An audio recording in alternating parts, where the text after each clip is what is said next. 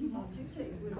We're just glad you're here, and thank you for coming out to listen and ask questions. This is the final presentation to talk about the new school as far as before the vote on Tuesday. So our goal tonight is just to answer any questions that you have, and you'll hear from more people than just me, because I'm gonna let the middle school staff talk a little bit tonight, because they live it every day.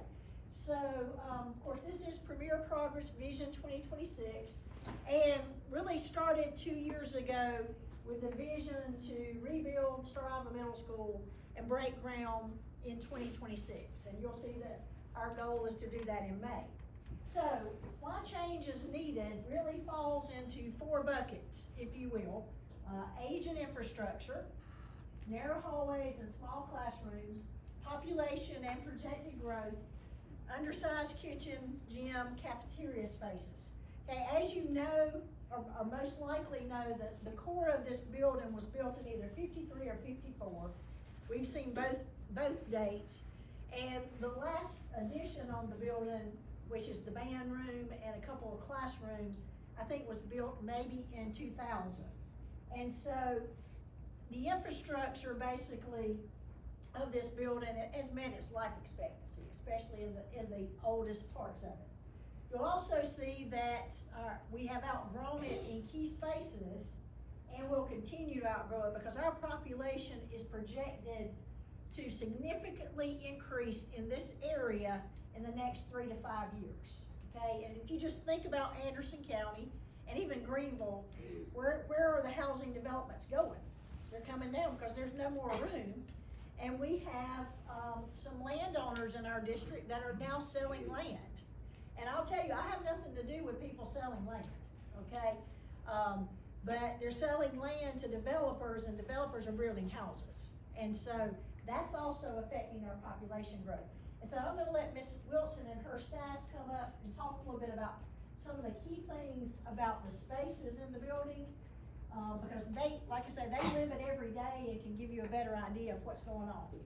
Okay, so I'm preaching mostly to the choir, because most of these people here today live this every day. But if you don't, and you've seen this picture on Facebook, I know that raised a lot of concern, so I do want to address some of those right now.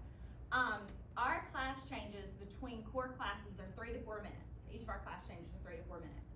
And what this picture doesn't tell is that we individually schedule all 620 kids, however many we have, we individually schedule. You can ask Missy. It's a mess. And when I say we individually schedule them, I mean we look at what English class they need, what math class they need, and we try to get that in their schedule. And then we try to put them with different groups of people during science and social studies. So when we had all the creative and innovative ideas on Facebook about, well, why don't you just have one class go from one class to the next? We used to do that. Back in the day, we used to have one class move from English to social studies to math to science. And typically that same group of kids would stay together for 3 years. So by the time you had an 8th grade class that's been together for 3 years in middle school, they kind of became a well-oiled machine. And some of them were really good productive machines, and some of them were a hot mess express machine. So I feel like, you know, us designing schedules for individual kids looks like everybody coming out of a classroom to go to a different place. That's what that looks like. I saw comments that we could run them in a circle. That also sounds amazing, with cones in the middle of the hall. However, we would have to build more time into our schedule. And that's not that we don't have more. Right now we have 6 lunches, 20 minutes apiece. Not enough time to eat, barely enough time to get in there and get sat down. So we don't want to add more time in transition right now. So I really think we are doing the very best with what we have right now. So when you see this picture, I want you to know there's a big story behind this picture. And honestly, I'm super proud that every one of these kids is going to the exact place they need to be. And I'll just add, not that she's really left anything out, but you know, you could do whatever you needed to do that differently and take more time. But if you have an emergency and need to get students out of the building, that's what it looks like. And that's really when it hits the fan, is that when everybody needs to go, and you know, you can't take 10 extra minutes to move people. Yeah, and I'll also say, you might see some things in this photo that might look like horseplay, which is what occurs when there's 200 kids in a hall changing classes together. And sometimes parents will call and say, hey, somebody did something to my kid in the hall. That's what we're looking at to try to figure out where and when it happens. That's also cause for concern in my opinion. So just super narrow hallways. New schools and the new school we're building are planned to have a lot bigger hallways from 8 to 12 feet. 4 more feet would be awesome. Right here, we have small classrooms. Our teachers have attested to that on videos that you might have seen on Facebook, and if you were to talk to them. Our science and social studies teachers have the biggest classes, ranging from 25 to 30 kids. And that's just the way it is in the middle school. That's what we have to do. We'd love to add another teacher, but there are no empty classrooms in this building. There's the science lab, but there are no empty classrooms. So we do have small classrooms. We had some kiddos measure it, about 150 less square feet than the modern classroom for middle schoolers. And what you'll see on the next page is really, somebody said y'all staged that. We didn't stage that. That's literally what it looks like in a classroom. Ask any teacher if teacher, raise your hand if you've ever tripped over a book bag. Yeah, here we go. So it happens, you know, when you have that many kids in a class and that many book bags, there's just not any room for anything to go anywhere, which also makes putting kids in groups difficult. In today's time, with these kids on these cell phones all the time and having trouble speaking to one another face to face and having eye contact, and those are things we really want to instill in our kids, you need to be able to put them in groups, and it's very difficult to do that in a classroom this size. Our assemblies speak for themselves. If you've ever been, this is just an assembly with just kids. So what happens is we seat grade levels in both sides of the bleachers, and we still have to have tons of kids sitting on the floor. A grade level and a half sit on the floor. So that's what our assemblies look like. I hate that for our kids, that they don't get to enjoy a pep rally from the stands. But if you think about that with a winter chorus concert or band concert, if you were here, again, we did the very best we had with how many people we had here. But we had parents who had to wait in the hall and weren't able to see their kids perform because there was just no standing room in the gym, and we had pulled all our seats out. So our gym is significantly undersized. And that's all the kids on the floor. I think that's about it, but if Mr. Lawless or Ms. McCurley or any of our teachers would like to add anything, feel free to at this time. We might have left You off. wanna speak to lunch? Oh, yeah, I said the 6 lunches. We would love to have 3 lunches. We would love to have 3 longer lunches so kids had more time to eat. And we'd love to kind of integrate that recess and lunch time with the courtyard space that they have planned at the middle school. I can imagine that looking like a nice long break and then getting back to additional instructional time. Right now it runs from 10:30 to 1:30. We would love for that to be 3 short hours at normal lunchtime. You know, kids usually aren't hungry at 10:30, but 6th graders are starving by 6th period. So, y'all good? Yes, sir. Don't have anything? Thank you. All right, Dr. Nixon. We'll talk about safety and security, and when the district was able to acquire this piece of property, we were truly, truly blessed. And a couple of weeks ago, I was in a conversation with the engineer and DOT guys trying to work out their traffic study and look at that, and the guy was like, we try to put schools on 2 acres in Greenville County. He said it's nightmarish with the traffic. He said y'all have the ideal, almost perfect scenario and perfect piece of property. And I said, well, we prayerfully sought it for quite some time, and we were finally blessed. And there's about 117 usable acres on this site once you take out right-of-ways and wetlands areas, and the footprint of this school takes up between 40 and 50 areas once the final civil plan was done. But if you picked up a child at Starr-Iva Middle School or dropped the child off, you know that we have traffic that stretches up all the way past Shaw's Farms. And our community does a great job. They pull off to the side, let our buses come by.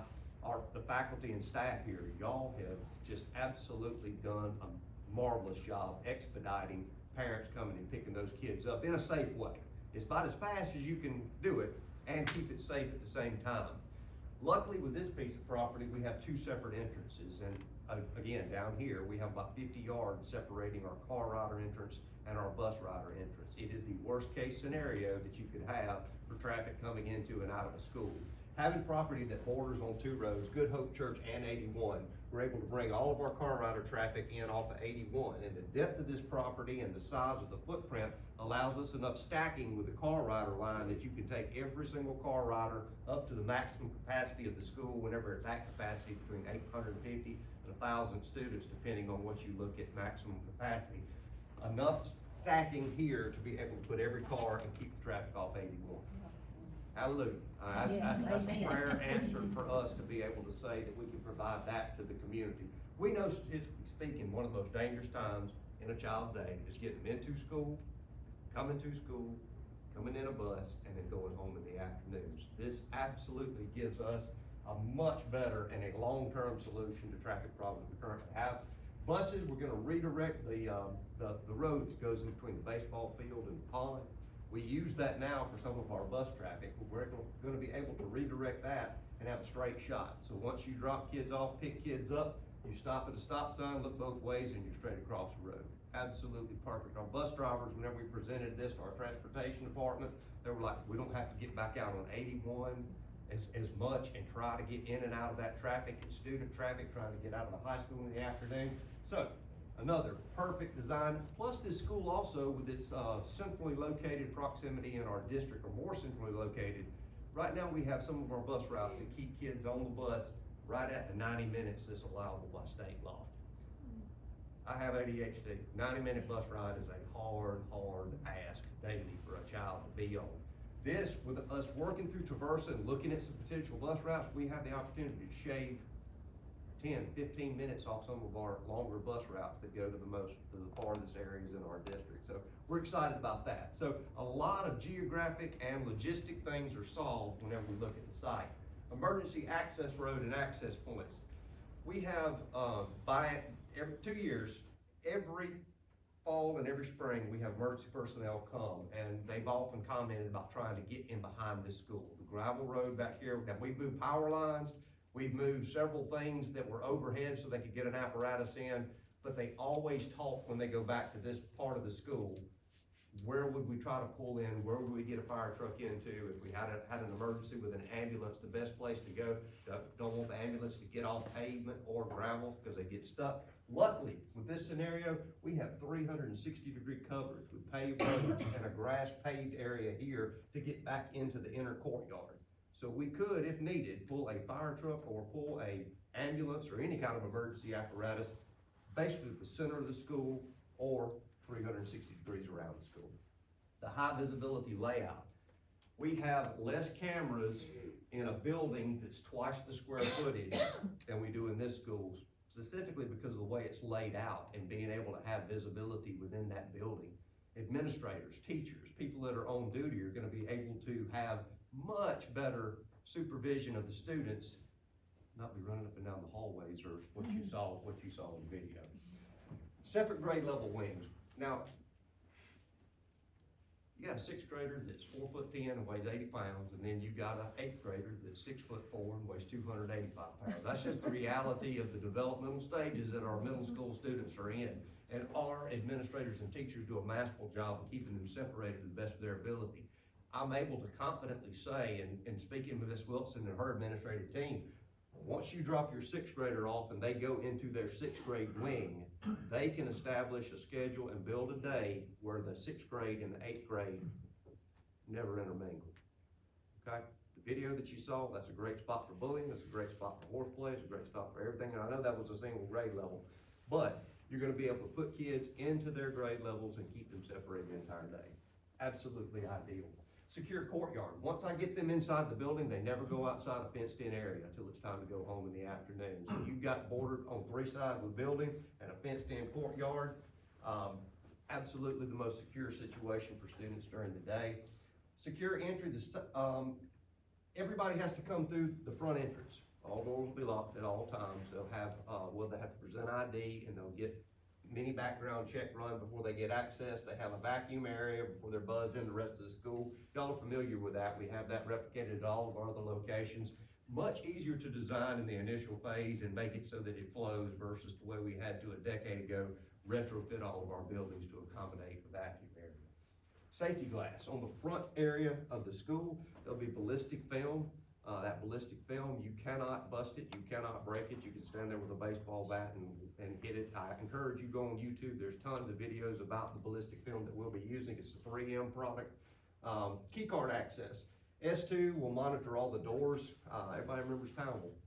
Poundle had a rock stuck in the door and that door was left ajar. We currently have S2 system that monitors every one of our doors, and this building will be no exception. So if a door is left ajar or not completely locked back, administration, SRO gets a text message and they know to go check that door. Key card access also gives you the ability, in the event that you have something, God forbid, You got all your kids out in the courtyard and you need to get back into the building. Your fine motor skills, turning a key in the door becomes very difficult whenever you're in a stressful situation. All of the doors having key card access, a teacher walks up, she badges in, and the children she's responsible, or he's responsible for, walk into the building. Also gives you an account of who's in the building and who's not in the building. So after hours, if somebody presents their card, we know who was in the building at what times and what they were there for after we watched the camera system. And finally, that integrated camera system, it will be, like I said, we use exact vision, so Ms. Hip can pull up every camera in the district from her desk. We also have a VLAN that goes to emergency management and 911 center, so if we ever had a call in one of our buildings, 911 can pull up our camera system and give real-time commands or whatever to whoever's responding for whatever event. So these are some of the things we currently use, and a lot of things that are built in that are gonna make this as safe a situation as you can provide for a middle school student in the state of South Carolina. Robert McCullough with the State Department of Education said that Anderson School District 3 was a model district for people to come visit, for a rural district to have as much safety and security as you could have in a school. In my mind, this is a school I've always been the most concerned about because of where it's located and just the age of the school and the age of the students. It is some of the hardest times emotionally and developmentally for students all the way around. This is a solution that I feel like we need for our students in Anderson School District 3 to satisfy one of the areas that I work with the district for. Anyone have any questions specifically for safety or security or any ideas or any comments? We're in this together. We only get one shot to build it, so. All right, thank you. Thank you, Dr. Nixon. Talking about population growth in our area, these are just some of the areas where we're seeing houses being built. And when we talk about the finances, we'll kind of circle back to this because every time a house is built in our area, the tax impact goes down. And so, and for years, I've been here, grew up here, been here 37 of my 38 years in education. It's in the last 5 years that we've really started seeing this happen in our area. And that's affected our population growth. It's also affected our overall tax assessment, which is another thing that makes this a good time to look at a project like this. So let's go into how did we get here, because I think it's important for you to know how we got to the point really 18 months ago to start talking about this. Because the need for a school is not really new. We've had to work around some limitations for a long time, and I'll tell you, Anderson School District staff do what teachers do best and administrators do best. We figure it out. We modify and adjust. We take care of children. But now we're at a point where things are falling into place that we can fix some of these things we're making accommodations for. So what really happened, if you go back to June of 2024, is the state did a needs assessment in our district of all the facilities.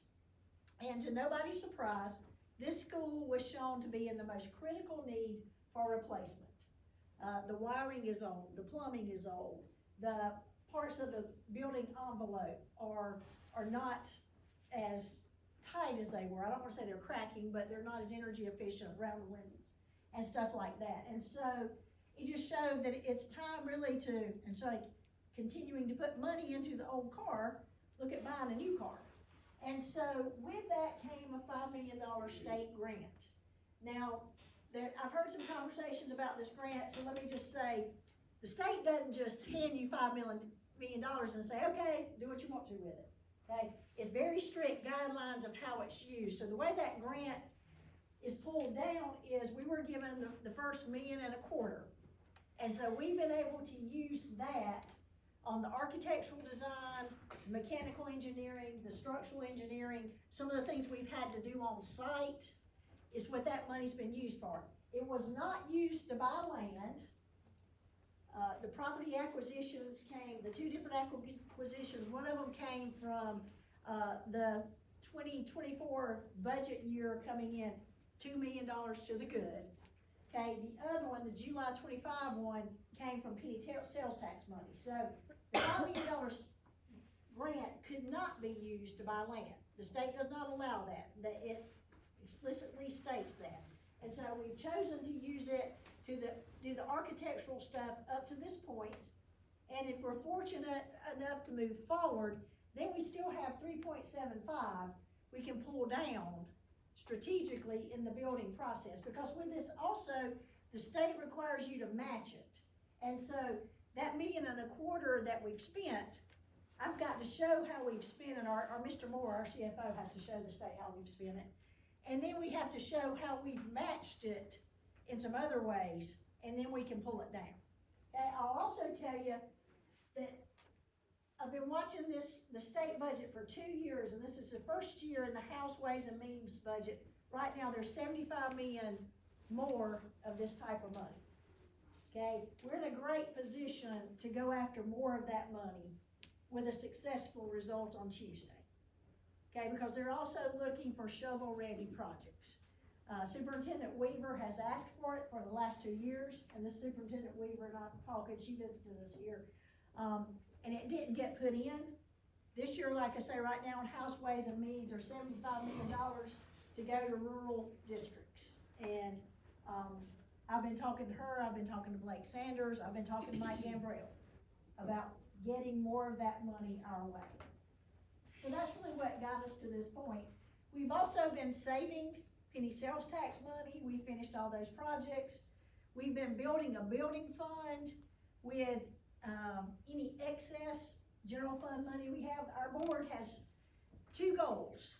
I mean, they have more than 2 goals, but when it comes to financial goals, to have a 25% fund balance, that gets us through rainy days. If something happens with state funds coming to us, because we're basically about 88% state funded. Okay, the majority of our funds come from the state. So if something happens and that doesn't flow the way it should, we've got three months of operating budget. And so in November, the board officially approved the referendum, and you see where we are now, the last community meeting. And of course, the bond vote will be on Tuesday. Now, let me just say something about the bond vote, because somebody told me this last week. They're like, well, my precinct is so small, it probably won't be open. All your normal voting precincts are open. So if you vote at Williford, which is one of the smaller ones, or you vote at the one in Homeland Park, believe it or not, we have a precinct in Homeland Park Elementary. All of those are open, so wherever you normally go to vote is the place that you can go vote in this referendum. Okay, with a positive outcome, we are ready to break ground in May. That's our vision 2026, is we've got a building design. That design is ours, okay? And it's ready to break ground on, okay? With that groundbreaking, then we're opening Crescent Middle School in either January, which is a very optimistic day, 18 months later, probably August of 2028. Okay, it's an 18-month to 2-year build. So present 3rd graders, okay, what grade are y'all in up here? Okay, 3rd graders. Present 3rd graders would be the first 6th grade group in the new building. 4th graders would be the first 7th grade group, 5th graders the first 8th grade group. One reason I want to get it open in January is it would give our present 6th graders a semester there, but we'd have to have no weather and everything perfect for that to happen. So, but that's the timing of the building. All right, any questions up to this point? Okay, this is where we tend to get the questions. Everybody wants to know how much it will cost.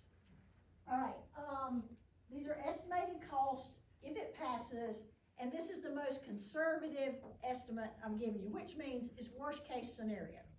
All right, this is also, when you look at home values, it's assessed value, not appraised value. Okay, so on a $100,000 assessed value of your home, potentially $60 more per year or $5 a month. All right, then it goes up by 60 for every 100,000. 200,000, potentially 120, $10 per month, and so on. Okay, if you're on a homestead exemption, all right, it doesn't look like very many of you are on a homestead exemption in here, but if you are, or you know somebody who is, homestead exemption is changing for the 2026 tax year. Okay, presently the first 50,000 of your home is not taxed, or you don't pay taxes on it. The state pays it for you. That's going to the first 150,000 of your assessed value. So if you're on a homestead exemption, 65 and older, permanent disability, or blind, this referendum is really costing you nothing, because you're already going to have less tax paid on your house than you did. So $150,000 assessment or less, you're paying zero debt service tax. Now, I don't know about the other taxes and fees that might be on there, but we're talking about school bond tax, that changing, okay? Now, we do anticipate this to decrease over time, and when I say that or put that on there, some people I think have the idea that we're gonna put it all on now and then see if we can take it off, and that's not the way of how this works. There'll be no real increase for 2 years, because we can do what's called a bond anticipation notice. What that does is allows us to build the building at today's price, but actually buy the bonds 2 years later. And what that also gives us as a community is time for the assessed value of the community to go up and making your tax amount lower. Give you an example. I know we have a real estate agent in here. I was talking to another one last week, and she said, I just had a home in your district go under contract for $400,000. Okay, every time that happens, the amount you have to pay on this goes down, because there's more people giving into the general pot. Does that make sense? And so, in that way, and there's houses all around, just look, every time they grade for one, start building, that's what 2 years of growth will do for us. It also gives us time for more penny sales tax money to come in, for potential industry to come in, all of those things that can make these numbers lower. So, to give you an example of what can happen, this is what happened in Anderson School District 4. They're 2 years ahead of us to build Pendleton High School and do some other stuff, okay? When they went to referendum in November of 2023, these are the numbers they had, okay? If you go back to ours, you'll notice ours are already a little bit less than theirs, okay? They were projecting 64, 128, 192, okay? They were projecting the 16 mil tax increase. When they bought their bonds this fall, what it actually was half the amount, 32, 64, 96. It was an 8 mil increase. That's what 2 years can do for the taxpayer when houses are being built in your area, or when we're still accumulating penny sales tax. So what would I expect to happen to our numbers? At least, I expect these to be cut in half. And the reason I can expect that too is because when we started looking at this in 2024, June of 2024, we looked at these numbers were 90, 180, 270. So we've seen that $30 decrease in 18 months, and more houses are being built. So those are the anticipated numbers. This is worst case scenario, but also remember you've got a two-year lag time. That also gives us an opportunity to get the best interest rate on bonds that we might purchase, because it lets us be strategic in how and when we do things. Okay, what questions do you have about this?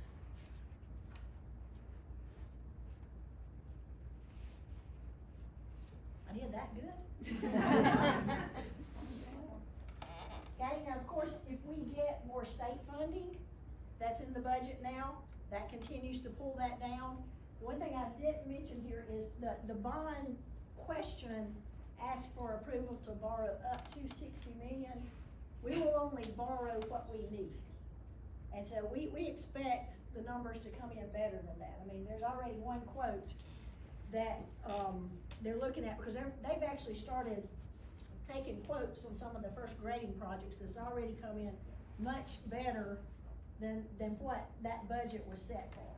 We expect things to happen like that. And so that's the other reason for the 2 year lag. You don't wanna just buy $60 million in bonds and then at the end of the day only need 55, okay? And so that we can watch how it goes and continue to make sure we're only taking what we need to build the building, because that's the other thing. We can't use this money for anything else but to rebuild Starr-Iva Middle School as Crescent Middle School. Okay, still no questions? Y'all are being easy on me tonight. Okay, well, let's look at some pictures.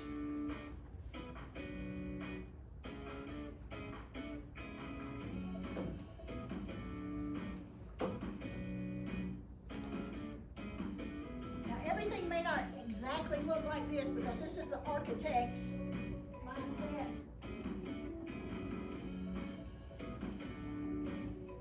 And it gives you an idea of the spaces.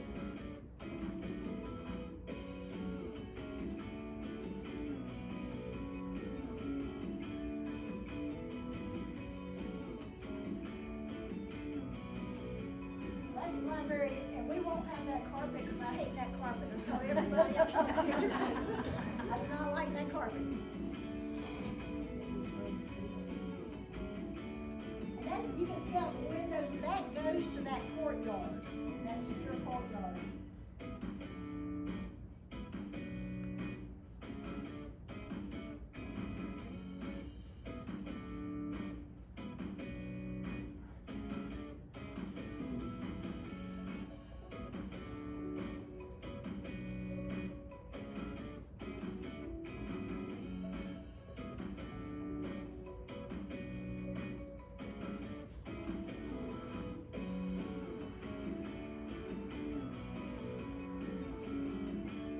That's the general classroom space.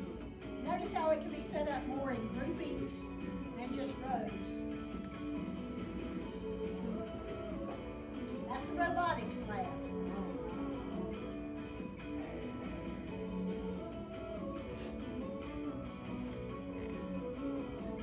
It also has a roll-up door that goes out into that courtyard, so.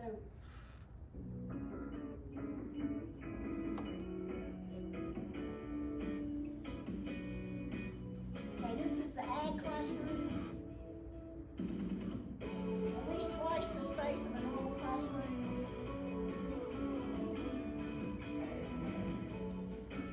Of course, that's the gym, as opposed to seating about 150, the gym seats 850. The school is built for a population of 850 with a footprint for 1,000. So it's built for present need and for growth.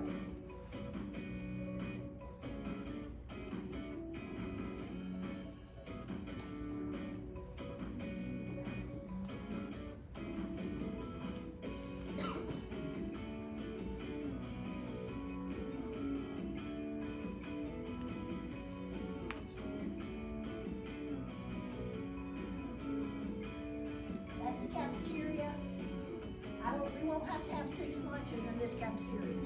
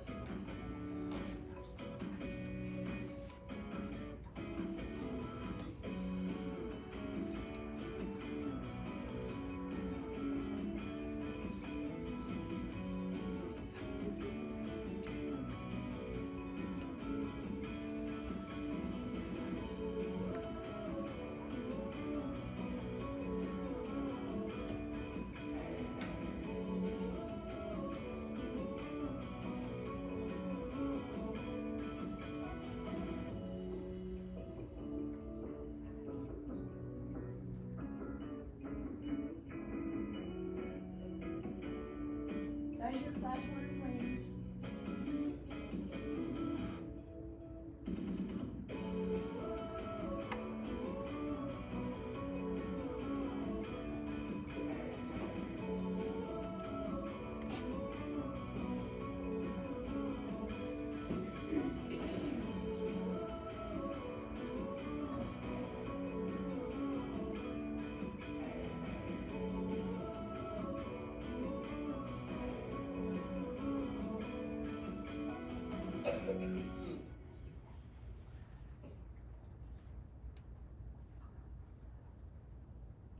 Okay, and just kind of, you saw all of it inside, but just kind of top-down view, I think you can figure this out. These are the classroom wings, of course.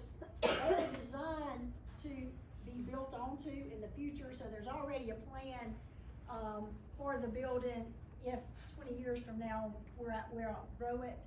it will be easy to add on to those spaces, because that tends to be what spaces you would need long-term.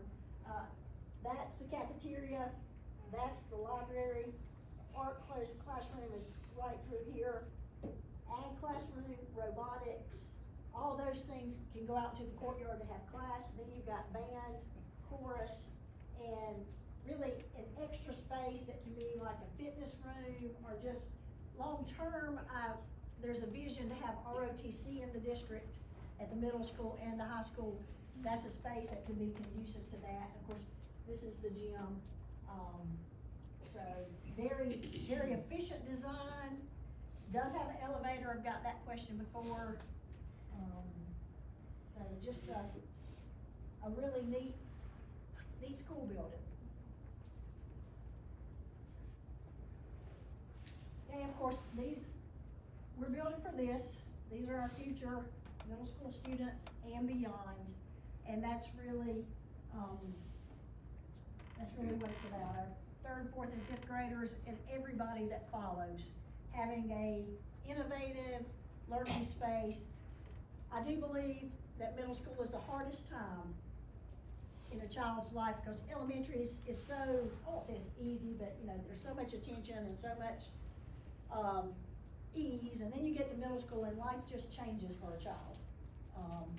Lots of things going on, and so to have a bright space that can be innovative learning environment, I think is just so important.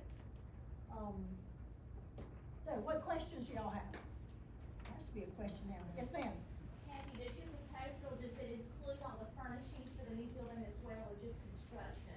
It's all the furnishings and everything. That's a great question. When we're asking for that money, it encompasses the whole plan. There's nothing else to go back and get money for.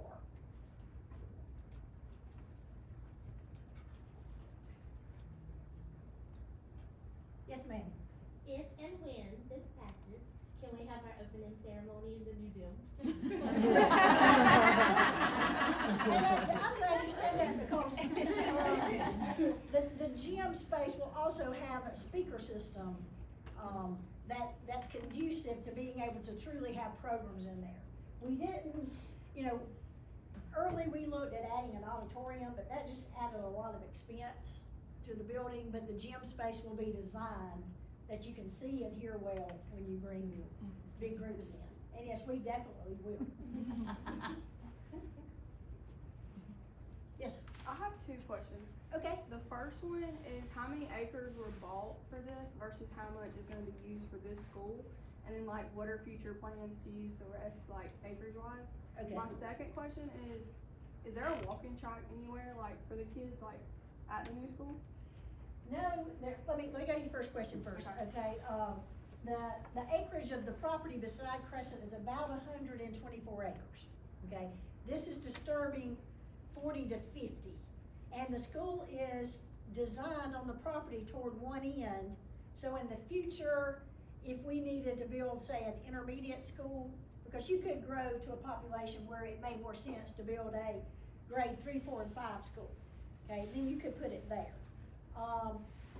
In the future, a lot of people would like to see a fine arts center, okay? So there'd be space on that for that. So that's really kind of what you're thinking about with the rest of that land. The other land that's beside the post office would be a prime place to rebuild Starr Elementary School one day. Starr Elementary School is about third on the list from that facilities assessment, and one of the shortfalls of Starr Elementary is it's built on 11 acres. That's why you can't fix the car rider line there. And so that's a feasible location for that. So that's, most of you probably know in here how hard it is to buy land in School District 3, especially on 81 South. So having the land is an investment in the future, and everything's designed to maximize what we have, okay? Second question, there's not a walking track. The courtyard will be a huge space, so that will be a space that students can go out and do things in. And we haven't finished the final design. So incorporating the walking track around that space might be something we want to consider. But we are trying to, keep everything where students go outside, they're secure. But that's a good idea. Ms. Hitt, will you speak to the, idea of, rebuilding Crescent on site when that time comes and what that could look like with our building as well? There's a Right. question back here about that. Right, because I hear a lot of people say, you know, Crescent's number 2 on the list of our needs. And some people have said, well, why not rebuild the high school first? Well, couple reasons. One is, if you build a high school on the land beside Crescent, we just left all the athletic facilities we just built and the FFA arena around it. And the weight room is used all day long. The fields are used all day long. The FFA arena is used all day long. So it didn't make sense to not try to rebuild Crescent on site. The other reason I'll tell you is, it's time to build a school designed for middle school students. And the layout of Crescent's building is not designed for middle school students. Now, what we have had general conversations with architects about is how to rebuild Crescent on site, because they do it all the time. And that's what she said. She said, we do this all the time. When the time's right, we'll look at how to rebuild Crescent on site. Now, the extra space in the new middle school may help with that, because when we open it, there'll be 3 or 4 potential classrooms that are vacant. So maybe in that process of rebuilding our site, maybe you have to move an English 1 class and an algebra class over to the middle school for your 9th grade for part of the day. It gives you space to do that while you're in the rebuilding process. So I think there's a timing factor to all of this. And that's why it's so important to get this school built first. I'll also tell you that my personal goal in this, and our district goal, is to bring you a school with no tax increase. And then to build a Crescent with no tax increase, and then to build Starr Elementary with no tax increase. I think things are lining up to do that in the district, because the penny sales tax comes up again in 2028. We could put all of that money toward new buildings. Whereas before, we put it to the things we promised the district we were gonna build. So I think that all speaks to the timing of things. One kind of affects the next, which affects the next.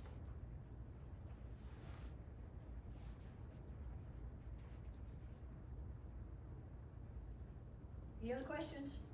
Well, I got one question this morning at a church that I hadn't got before, and I've tried to cover every question. Everybody wants to know what's gonna happen to this building in the scheme of things. And like I said, the band room and a couple of the classroom theirs are still very useful. And so we have an adult ed program that meets in a portable behind Starr, which is not the best place to have. So potentially bringing that over here. If you look at the classrooms, it's kind of a negative part of the way the air conditioning and heat is set up is that it sits in the floor of the room, taking up space. But where that helps you in this building is, if you wanna use just parts of it, is it can be controlled just in that location. So you don't have to heat and cool the whole building to use the band room for something, okay? Or to use a couple of those classrooms. We're also running what we call 2 roar programs, one at the middle school and one at the high school, for some of our students that we don't want to have to place at the alternative school, but they're not successful in the regular classroom. We still have to send some to the Renaissance Academy, so one thought is maybe to just have our own program, because we have to pay to send some kids to the Renaissance Academy, and could we house that here? And just, because we know we do better with our students if we keep them in district. So that's another thought. Another thought we've had, and it really just goes back to making it something that helps the community, is I wanna talk to places like Tri-County Tech and kind of pitch the idea to them. Do you wanna revamp a couple of the spaces here to teach a welding program in this building? Now, not at the district's penny, at Tri-County's penny. They're already looking for spaces to do that, and we've already filled up the welding slots at AIT. So just think about it, if they wanted to renovate a couple spaces here into welding labs, it could serve some of our students during the day and some of our adults too that wanted to get a certification. Piedmont Tech does a lot of stuff with ag programs. Okay, would Piedmont Tech want to expand up here, which gets a little tricky, because people don't like the cross, but they have some things that Tri-County doesn't. So, you know, it's just, how will the community benefit from this space. Of course, the Star Rec Association, I'm sure, wants the gym, because the rec associations constantly want gym space.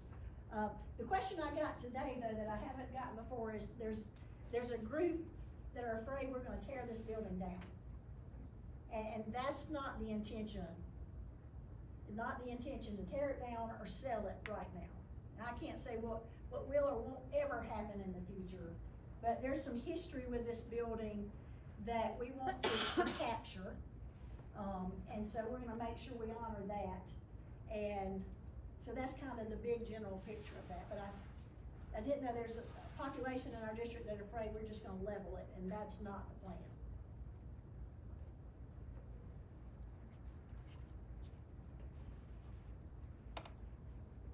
Any other questions?